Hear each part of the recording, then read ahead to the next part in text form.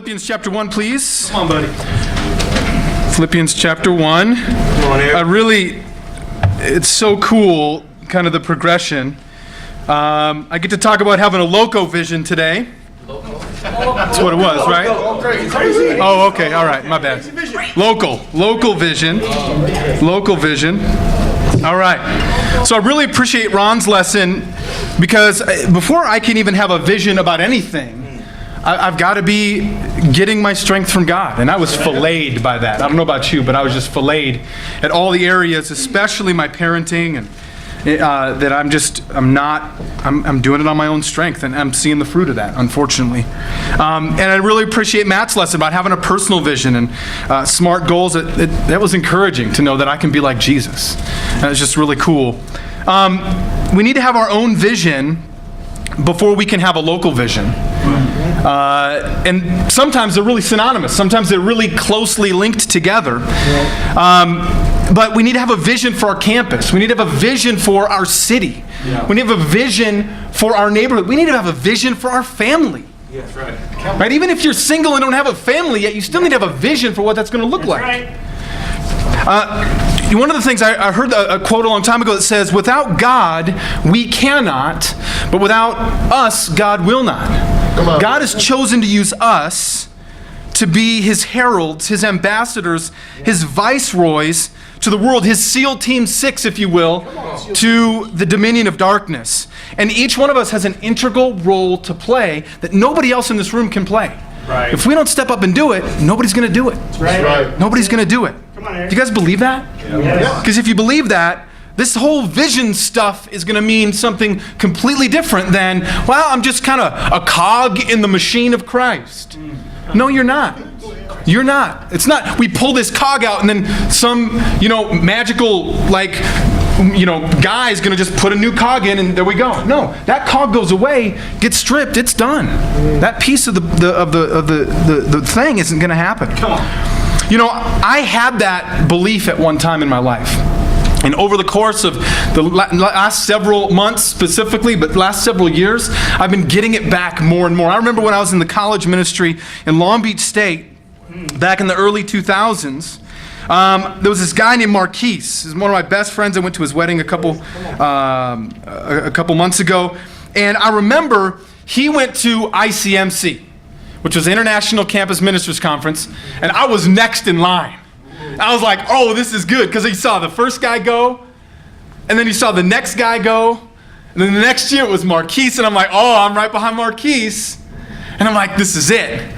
And then everything happened. And if you don't know what everything happened, it does okay. You don't need to know, it's all right. It doesn't matter anymore. But everything happened, and there was no more ICMC.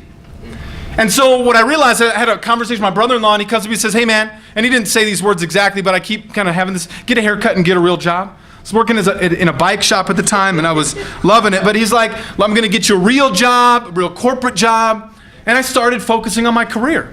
And I started focusing on building a life. I moved to Orange County, started dating Ariel, we got married, and I started focusing on life. Now I got to tell you, I didn't shrink back from ministry. I didn't stop loving people. I didn't stop discipling people. I didn't. Okay? As much as I wanted to, but that part, the vision of what God could have done through me, of going into the full-time ministry and building a campus ministry, going on church plantings, whatever, that went away. Yeah. Or I got to say, it didn't necessarily go away. It just really got pushed down because there was no outlet for it. It wasn't going to happen. Right. It just wasn't going to happen. My wife and I then moved to Alaska. We married about 10 months, moved to Alaska, and that was my dream. I mean, if you went on it, not you, but if a sister went on a date with me, they'd be like, bro, what's your kingdom dream? And I'd be like, oh, you got a napkin? You got a pen? I got it. I draw a picture of Alaska, but like, I'm going to go here, we're going to do this, I'm going to baptize my brother, and he's going to do this, and I'm going to baptize my best friend Shane, and he's going to do this, and we're going to evangelize Alaska. And so going up to Alaska was like, this is a dream come true, especially with my wife, and things didn't go very well. Things did not go very well whatsoever. I know sometimes life doesn't give us what we expected. even as Christians. Right? John 16:33. Jesus said it himself, came out of his own mouth. He said, in this life you will have trouble. Just because I'm a Christian, just because I'm a disciple, doesn't mean I'm immune from trouble. Right. Just because I'm a Christian doesn't mean. And in Philippians chapter 1, go to verse 12. Paul says, now I want you to know, brothers, that what has happened to me has actually served to advance the gospel. Now what had happened to him is he was in prison in Rome, where he was writing this letter to the Philippians. And he says, as a result, it has become clear throughout the whole palace guard and to everyone else that I am in chains for Christ. Right. And because of my chains, most of the brothers and sisters have become confident in the Lord and dare all the more to proclaim the gospel without fear. Now, when you read this in the original, we already know from Acts 20 that before he even went to Rome, he knew that it probably wasn't going to be a walk in the park. Because he had some guy come up to him and tie him up with his belt and say, this is how it's going to happen to you when you go to Rome. And he already told his Ephesian brothers, hey, I'm not going to see you again. Wow. He knew it wasn't going to be a walk in the park. But when you read this passage in particular, and a lot of commentators, when they dig into the original phraseology, I guess, of this couple paragraphs here, they get the sense that there was a frustration and an anxiety and kind of a stress that Paul was feeling about his predicament. Prior to, like in between verse 11 and verse 12, it's like this stress and this angst. Like think about if you were about ready to go on a road trip, driving your car across country to LA, and you can't find your wallet. That's a problem. It is gone. And I mean, you guys feeling that angst, right? It's like that over the gospel. What is God going to do when I'm in prison? How can God do anything if under my present circumstances? And then we shift to verse 12, and it's almost like there's this weight of stress and angst that is released, and there's this massive release, like he found the wallet underneath his driver's side seat. Okay? But there's this release of stress, and he's just like, but I want you to know that this has turned out for God's glory. He even says in Galatians, like, hey man, you Galatians, I wouldn't have even done anything around you if I didn't get sick. It's like I had to get sick because I was just going to be a stop-in. This was a waypoint in Galatia before I went somewhere else. And I got sick and I had to stick around for a while. Now we got a church there.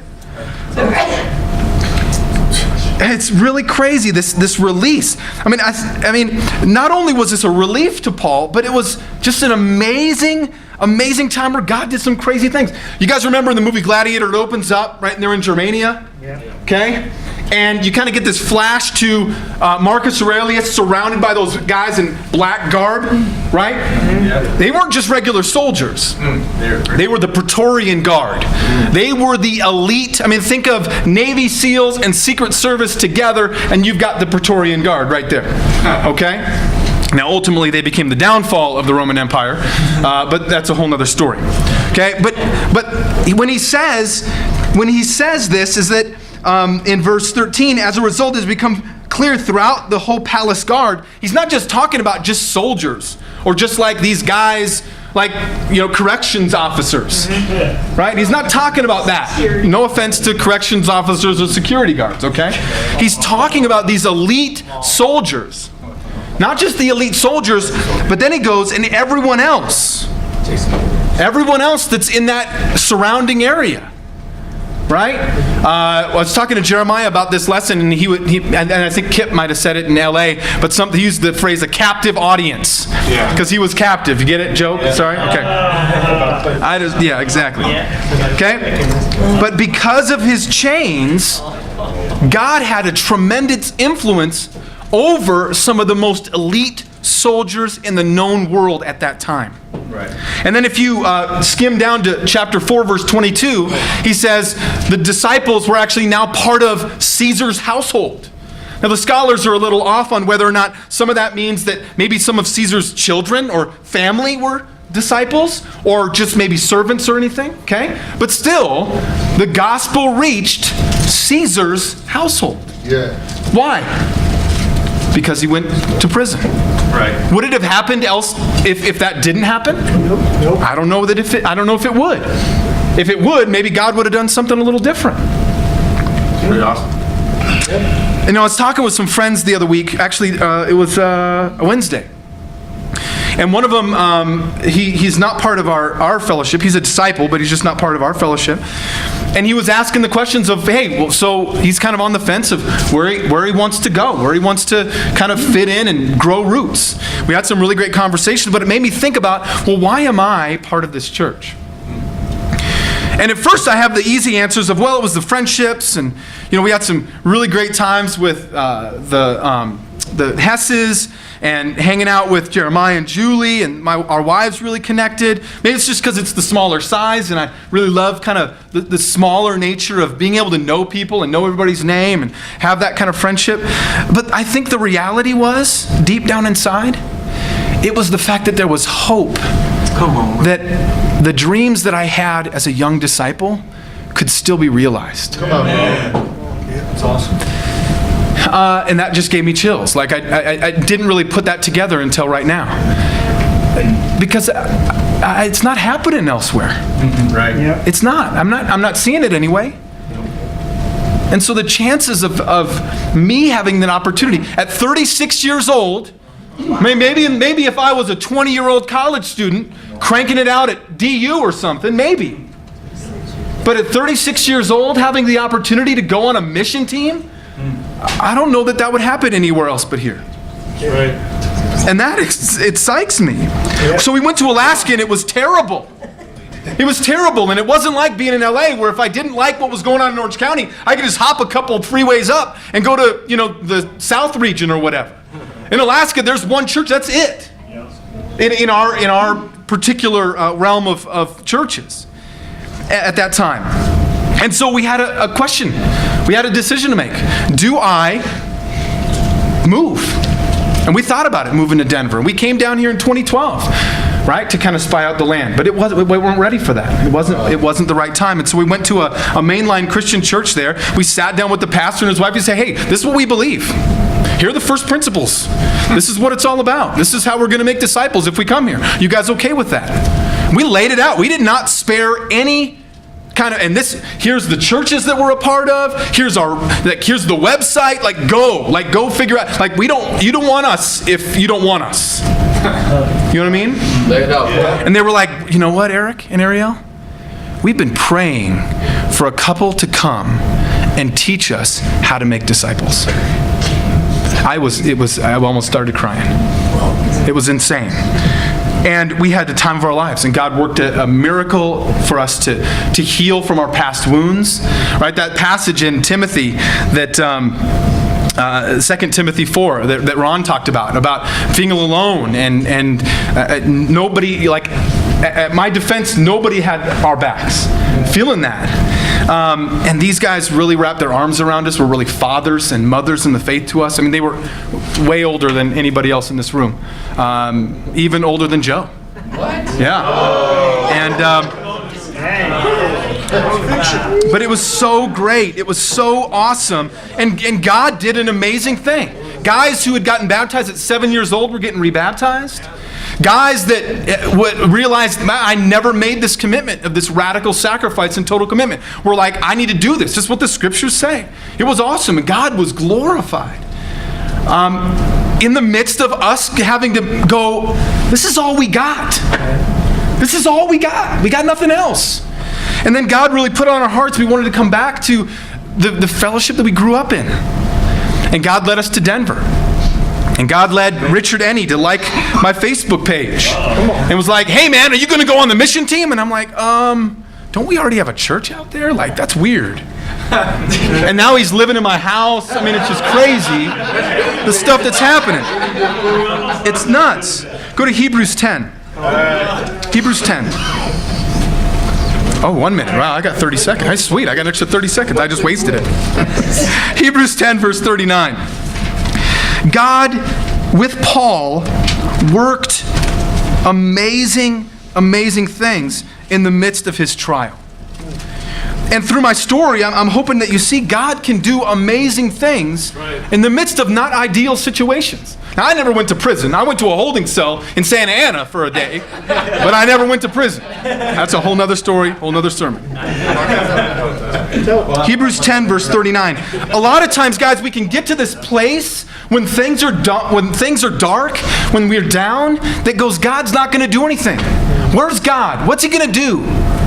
And Paul here in Philippians lays it out and goes, guys, what could have happened in a bad way actually served to glorify the gospel and help people preach all the more. Hebrews 10, verse 39, it says, but we belong to those who shrink back. We do not belong, glad you caught that.